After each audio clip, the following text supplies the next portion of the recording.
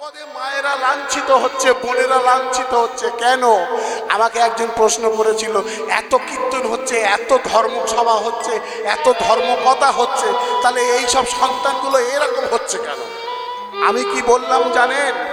এসব সন্তান কারা জন্ম দিচ্ছে? এই আমার আপনার মতো পিতামাতারাই জন্ম দিচ্ছে। সন্তান নেওয়ার পূর্বে তুমি গৌর গোবিন্দ চরণে কোনদিন প্রণাম করেছিলে? তুমি তাদের কাছে প্রার্থনা করেছিলে সুসন্তানের জন্য? প্রার্থনা করেন। দেবতার সৃষ্টি হলো আর অসুরের সৃষ্টি হলো কি করে একটু বলি শুনুন।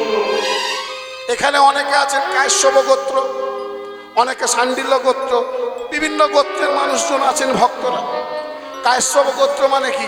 আমরা কশ্যপ মুনির বংশধর, আর কশ্যপ মুনির বংশধর হয়ে আজকে আমরা মুরগির ঠ্যাং চিবাচ্ছি। মুরগির মাংস যত না খায় দেখবেন ছাঁট বিক্রি হচ্ছে বেশি। তা যাই হোক, যার যেটা ভালো লাগে খাক, পরে বুঝতে পারবে কি হচ্ছে না হচ্ছে। কশ্যপ মুনির স্ত্রী, দুজন স্ত্রীর কথা বলবো, দিতি আর অদিতি। দিতি এবং অদিতি, এই দিতি এবং অদিতির মধ্যে একজন স্ত্রী এসে কশ্যপ মুনি ধ্যান করছে।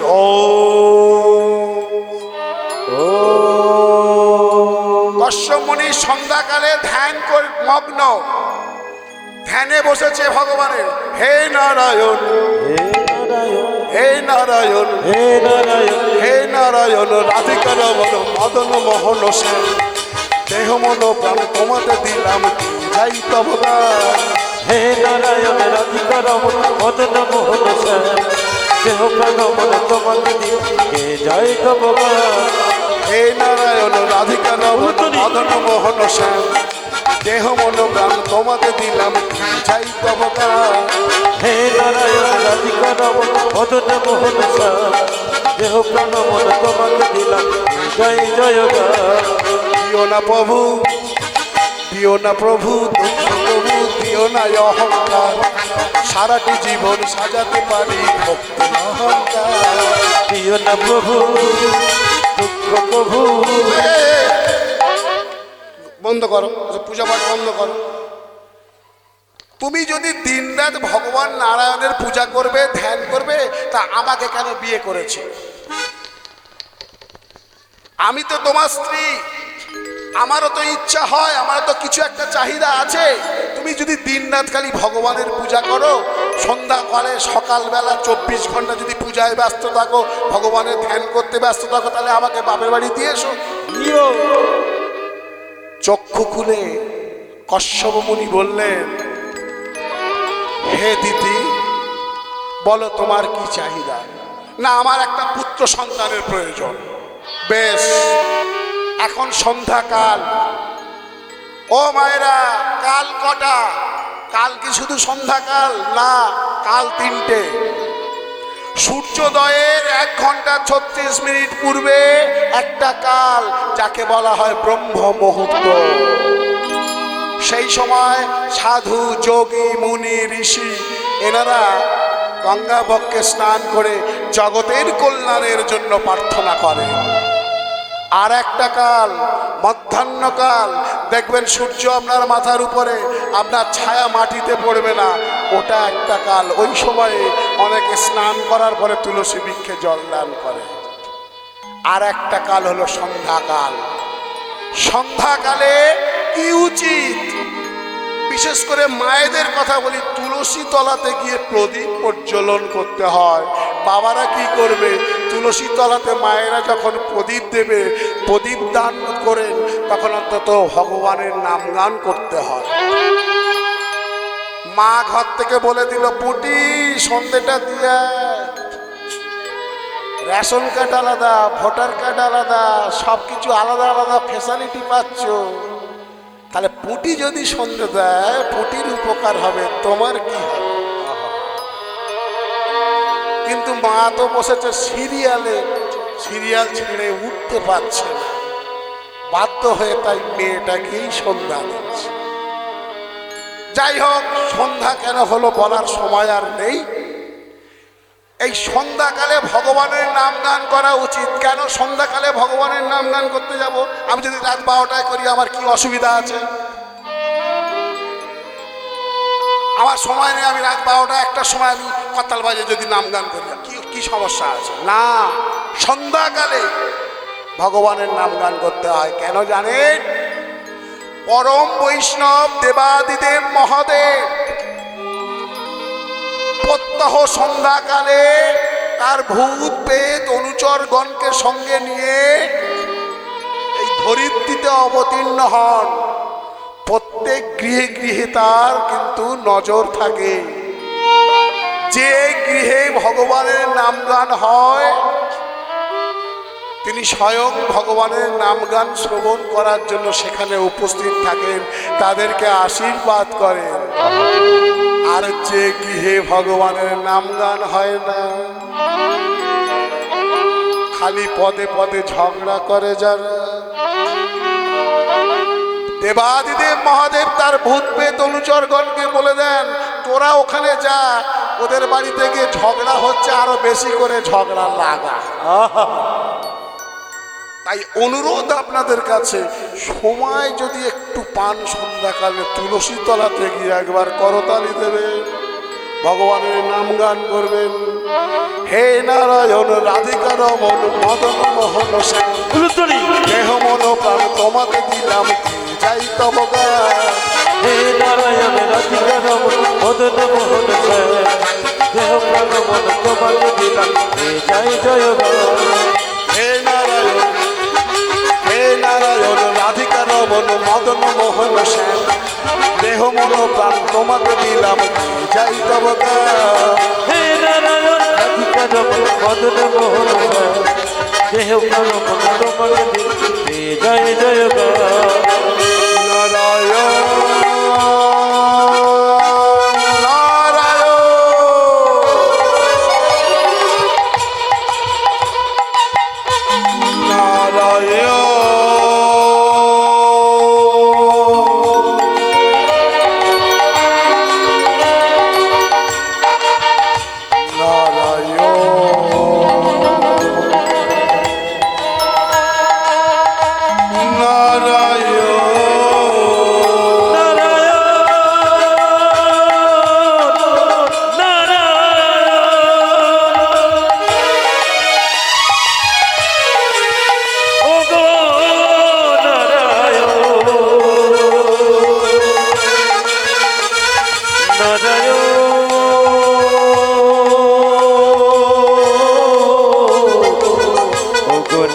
নারায়ণ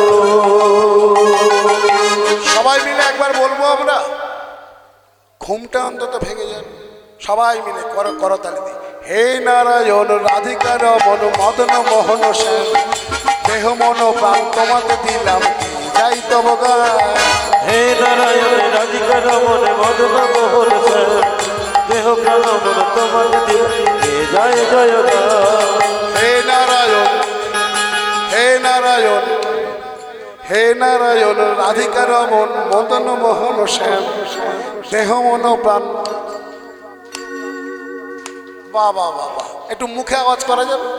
হে নারায়ণ রাধিকা রমণ মদন মোহন শ্যাম, দেহ মন প্রাণ তোমাতে দিলাম। বাবা বাবা, খুব ভালো লাগে। হে নারায়ণ, হে নারায়ণ রাধিকা রমণ মদন মোহন শ্যাম, দেহ মন প্রাণ তোমাতে দিলাম, যাই তব গান। বলো রাধে।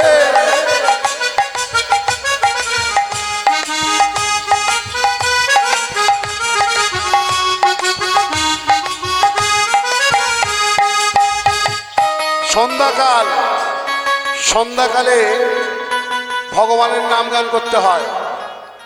সন্ধ্যাকালে তুমি চাই তপস্যা যদি না করো, ভগবানের যদি নাম গান না করো, ওই ভূত প্রেতগণ এসে বসে থাকে।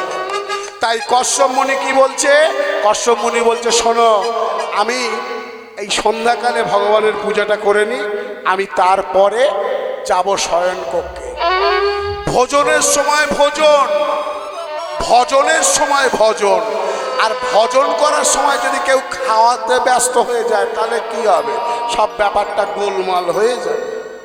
কিন্তু কথা শুনলো না দিদি, বললো এখনই যেতে হবে তোমাকে শয়ন কক্ষে, আমার সন্তান চাই। দেখুন কীর্তন শ্রবণ করছেন আপনারা, কিছু একটু সঙ্গে নিয়ে যেতে হবে। কেন এই কাপড় টানা ছেলেগুলোর জন্ম হচ্ছে দেখুন। সন্ধ্যাকালে টানা হেজড়া করতে লাগলো কশ্যপ মুনিকে। কশ্যপ মুনি আর পেরে উঠল না, সঙ্গে সঙ্গে প্রণাম জানালো ভগবানকে। হে ভগবান, এই যে কীর্তন হচ্ছে, তুলসী বৃক্ষ রয়েছে, দেখুন ওখানে প্রদীপ জ্বলছে, কেন আমি যে কথাগুলো বলছি কেউ শুনলো কি না শুনলো, কেউ বুঝলো কি না বুঝলো, কেউ ভুল বুঝলো, সেটা তার ব্যক্তিগত ব্যাপার, কিন্তু আমি যে বলছি সেটা ঠিক কি বেঠিক এর সাক্ষী দেবে আমার অবর্তমানে ওই পরলোকে এই তুলসী বৃক্ষ আর এই প্রদীপ। প্রদীপকে প্রণাম করে জানালো, হে অগ্নিদেব, হে তুলসী মাতা, তোমরা সাক্ষী রইলে।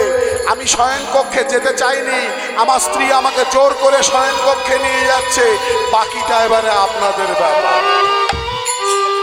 শয়ন কক্ষে গেল, মিলন হলো, ওই গর্ভে ঢুকে গেল কি ওই যে হিরণাক্ষ আর হিরণ্যকশিপু। স্বর্গের দ্বার পাল ছিল জয় বিজয়। সনকাদি ঋষিগণের অভিশাপে তারা রাক্ষস কুলে অসুর কুলে জন্মপ্রাপ্ত হয়েছিল, কিন্তু ভালো গর্ভ খুঁজে পাচ্ছিল না। যেমন গর্ভ হবে তেমন তার মা, মাটি যেমন হবে মানুষটি তেমন হবে। ওই রকম অসুরিক প্রবৃত্তির জন্য গর্ভে দুটো সন্তান এলো, দুটো অসুরের সৃষ্টি হলো। তা ওই রকম অসুর সন্তানদের জন্ম দিচ্ছি কারা? আমরা। তাই দেখছেন না আজকাল কি হচ্ছে রাস্তাঘাটে? এই হচ্ছে আগত কলিযুগের পিতা মাতার জন্য তাদের সন্তানের মৃত্যুর কারণ। অর্জুন বলল, তাহলে এই রকমই চলবে? বলল, হ্যাঁ, পিতা মাতা যেমন শিক্ষা দেবে তেমন শিক্ষা পাবে। তাহলে পাঁচ ভাইয়ের প্রশ্নের উত্তর আপনারা পেয়ে গেলেন? না, পেলেন না, দু ভাই এখনো বাকি আছে। নকুল বলে উঠল, হে মাধব, আমারটা তাহলে কি হবে? বললো, তুমি কি দেখেছো? বললো, আমি 6টা কুয়া দেখেছি। 6টা কুয়ার মধ্যে 4টে কুয়াতে জল, 4টে কুয়াতে জল, 2টো কুয়াতে জল নেই। 2টো কুয়াতে কেন জল নেই? থাকলে তো সবকটা কুয়ায় জল থাকবে, না থাকলে কোনো কুয়াতেই জল থাকবে। বলল, না, কলিযুগের মানুষ সব কিছু করবে, পড়াশোনা করবে, উচ্চ ডিগ্রি পাবে, প্রচুর অর্থ উপার্জন করবে, ঘর বাড়ি করবে, গাড়ি বাড়ি করবে, স্ত্রী পুত্র সবাইকে সুখে রাখবে, কিন্তু 2টো জিনিস করতে পারবে না। কি করতে পারবে না? একটা হরি নামে মন বসাতে পারবে না, ধর্মকর্মে মন বসাতে পারবে না, আর একটা বৈষ্ণব সেবা দিতে পারবে না। আপনারা বলছেন, তাহলে এত হরিবাসর হচ্ছে চারিদিকে, আপনারা কীর্তন করে বেড়াচ্ছেন, এত হাজার হাজার ভক্ত থাকছে, মানুষের কি ধর্মকর্মে মন নেই? না, নেই। শিবরাত্রি হচ্ছে, সবাই জল ঢালতে যাচ্ছে, পাঁচুর মা যাচ্ছে, আর গোপালের মা কি বসে থাকবে? গোপালের মা বলে, আমিও চাই। তাহলে পাঁচুর মা যখন জল দিচ্ছে তখন শিব সরে যাচ্ছে। এই কাশী বিশ্বনাথ মন্দিরে এত মানুষ যাচ্ছে, এত গঙ্গায় স্নান করছে। শুনুন তাহলে ছোট্ট করে একটা উদাহরণ দিই। মাতা পার্বতী বলছে ভগবান শিবকে, এই যে ভোলেনাথ, এই এত মানুষ গঙ্গা স্নান করতে যাচ্ছে কুম্ভ মেলায়, সবাই হরিবল হরিবল বলছে, তাহলে কি সবাই উদ্ধার হয়ে যাবে? সবাই তাহলে কি স্বর্গে চলে যাবে? ভোলেনাথ বলছে, লক্ষতে একটা হতেও পারে, কোটিতে একটা উদ্ধার হলেও হতে পারে, নাও হতে পারে। বলে, কেন? এত লোক তাহলে গঙ্গা স্নান করছে, এত লোক তাহলে তোমাকে হরিবল হরিবল করছে, মহাদেবের জয়ধ্বনি দিচ্ছে, নারায়ণের জয়ধ্বনি দিচ্ছে, এরা উদ্ধার হবে না গঙ্গা স্নান করে? বলল, না, হবে না। এদের কারোরই পাপ ধোয়া হচ্ছে না গঙ্গায়। বলে, তাহলে কি করে বুঝবো পাপ ধোয়া? চলো দুজনে যাই। দেবাদিদেব মহাদেব বলছে চলো আমরা দুজনে যাব মর্তে। গিয়ে কাশী বিশ্বনাথ মন্দিরে মণিকর্ণিকার ঘাট আছে, যারা কাশীতে গেছেন খেয়াল রাখবেন, মণিকর্ণিকার ঘাট। বললে চলো ওখানে গিয়ে আমি ঘাটে মরার মতো হয়ে তোমার কোলে পড়ে থাকবো। বলে এই তো তুমি মরে যাবে। বলো হা মরে যাব না, ওটা অ্যাক্টিং, মানে অভিনয়। তুমি ব্রাহ্মণী সাজবে, আমি ব্রাহ্মণ সাজবো, তোমার কোলে মরার মতো হয়ে পড়ে থাকবো, তারপর কানে কানে ফিস ফিস করে বলে দিল কটা কথা। এইগুলো তুমি করবে, দেখবে কে উদ্ধার হচ্ছে। বলছে চলো যাব। কাশী বিশ্বনাথ মন্দিরে গেছে, মাতা পার্বতী ব্রাহ্মণীর ছদ্মবেশ ধরেছে, খাটে বসে আছে, আর বাবা ভোলেনাথ একদম পুরো মরার মতো হয়ে ব্রাহ্মণের রূপ ধরেছে, বৃদ্ধ ব্রাহ্মণ মায়ের কোলে শুয়ে আছে। সবাই আসছে যাচ্ছে, হরিবোল বলছে, গঙ্গা স্নান করছে, গঙ্গে গঙ্গোত্রী মা যমুনা যমুনেশ্বরী। গঙ্গা স্নান করে উঠে কেউ কেউ বলছে কিরে মা তো স্বামী মরে গেছে, আহা তুই ভাগ্যবতী। দেখো তার স্বামী মরে গেছে, বলে কাশি এসে তো স্বামী মরে গেছে, তুই ভাগ্যবতী। তার সঙ্গে সঙ্গে মাতা পার্বতী বলে উঠল, এই যে বাবারা শোনো না, আমার স্বামী তো মারা গেছে। আমার সাউন্ডটা, হরে কৃষ্ণ জয় নিতাই, শ্রী চৈতন্য মহাপ্রভু কি জয়, নিত্যানন্দ মহাপ্রভু কি জয়। সঙ্গে সঙ্গে মাতা পার্বতী বলে উঠল, এই যে বাবা আমার স্বামী তো মারা গিয়েছে, তোমরা তো গঙ্গায় স্নান করেছো, তোমাদের পাপ তো একদম ধুয়ে মুছে গেছে বাবা, আমার স্বামীকে একটু যদি দাহ করিয়ে দাও এই শ্মশানে, আমার খুব উপকার হয় বাবা, আমার তো কেউ নেই। সবাই মিলে অনেকে বলে উঠল, বেশ বেশ, আরে কাশী বিশ্বনাথ মন্দিরে এসে দাহ করা খুব পুণ্যবানের কাজ, চল চল আমরা সবাই মিলে তোর স্বামীকে চিতায় দিয়ে এসে তোকে দাহ করে দিচ্ছি। যেই না হাত দিতে যাবে মহাদেবের শরীরে, মৃতদেহ যেই না ছুঁচতে যাবে, সঙ্গে সঙ্গে মাতা পার্বতী বলে উঠল, এই যে বাবা দাঁড়াও দাঁড়াও, আমার স্বামীকে যে চুমা নিয়ে যাবে, আমার স্বামী নিষ্ঠাবান ব্রাহ্মণ, মৃত্যুর পূর্বে উনি বলে গিয়েছিলেন, আমার মৃত্যুর পর যে আমার দেহ ছুঁইবে, যে আমার দেহটাকে শ্মশানে নিয়ে যাবে, তার শরীরের মধ্যে, তার মনের মধ্যে যদি কোনো পাপ থাকে, আমার দেহ স্পর্শ করা মাত্রই সে কিন্তু পুড়ে একদম ভস্ম হয়ে যাবে। সঙ্গে সঙ্গে বলে আগে বলবি তো বাবা, এখনো মেয়েটার বিয়ে দেওয়া হয়নি, এক্ষুনি যদি পুড়ে ছাই হয়ে যেতাম।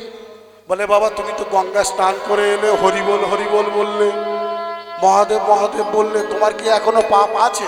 বলে আরে গঙ্গায় স্নান করলে পাপ ধুয়ে যায় শুনেছি, কিন্তু যদি থেকে যায় এক্ষুনি মরে যেতাম, এখনো আমার দুটো মেয়ের বিয়ে দেওয়া হয় না, তোর স্বামীকে বাবা আমরা চিতায় তুলতে পারবো না।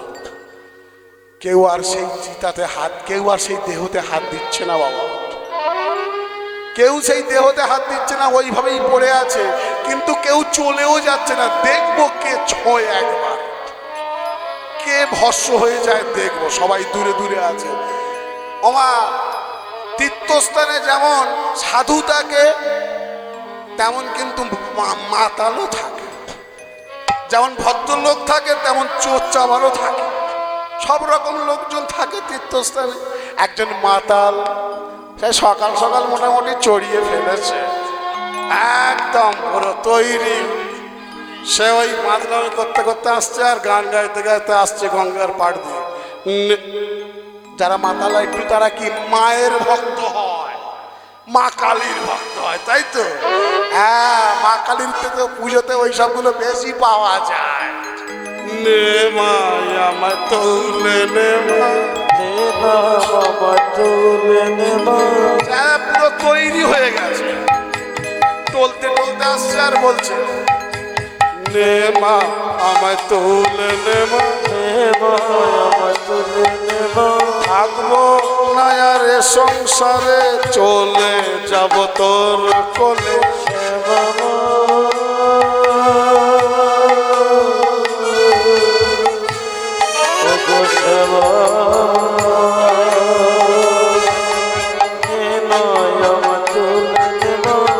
এমা এইভাবে এইভাবে স্বামীকে কোলে নিয়ে পড়ে আছিস কেন? দাঁড়া দাঁড়া।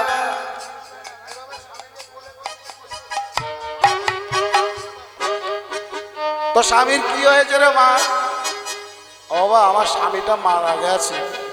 ও মারা গেছে। আরে আমিও তো মাকে বলি আমাকে তুলে নে, যে যতদিন থাকিবে এই সংসারে ততদিন জ্বালার পালার ঝালা।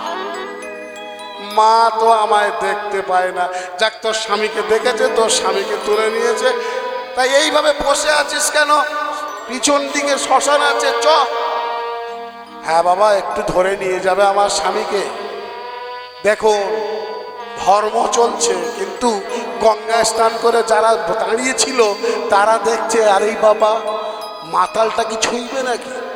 হ্যাঁ ছুঁয়ুক, ছুঁয়ে ও পুড়ে ভস্ম হয়ে যাক। সংসারটা তো জ্বালিয়ে দিয়েছে, ও বেটাও মরে যাক। দূর থেকে সবাই কিন্তু দেখছে।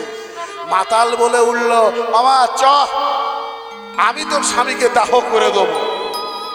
যেই ছুঁইতে যাবে সঙ্গে সঙ্গে মাতা পার্বতী বলে উঠল, বাবা আমার স্বামী কিন্তু বলে গিয়েছিল যদি তোমার মনে কোনো পাপ থাকে তাহলে তুমি কিন্তু আমার এই মৃত স্বামীর শরীর স্পর্শ করলে সঙ্গে সঙ্গে পুড়ে ছাই হয়ে যাবে। সে মাতালের আর মাতালামি রইল না, মদের নেশা তার ছুটে গেল। সঙ্গে সঙ্গে সে বলে উঠল, বলিস কিরে মা, আমি মদ খাই বলে আমাকে এমন কথা বলছিস? শোন, সাধু মুখে শুনেছি, বৈষ্ণব মুখে শুনেছি, গঙ্গায় স্নান করলে দেহের সমস্ত পাপ ধুয়ে যায়, মন পবিত্র হয়ে যায়। আর গঙ্গার হাওয়া শ্বাস প্রশ্বাসের মাধ্যমে দিয়ে যদি ভিতরে যায় তাতেও দেহ পরিষ্কার হয়ে যায়। আমার তো কেউ নেই, আমি এই গঙ্গায় স্নান করি আর শ্মশানে গিয়ে শুয়ে পড়ি। দিনে 4 বার 5 বার আমি গঙ্গা স্নান করি। আমি মদ খেয়েছি বলে তুই কি ভাবছিস আমি মাতাল? চল পরে যাই, যাবো তোর স্বামীকে আজকে নিয়ে যাব। বলে কোলে তুলেছে, একদম কাঁধে তুলে নিয়েছে। সবাই দেখছে আরে বাবা, মাতালের তাহলে তো দেহে কোনো পাপ নেই। বললো চল।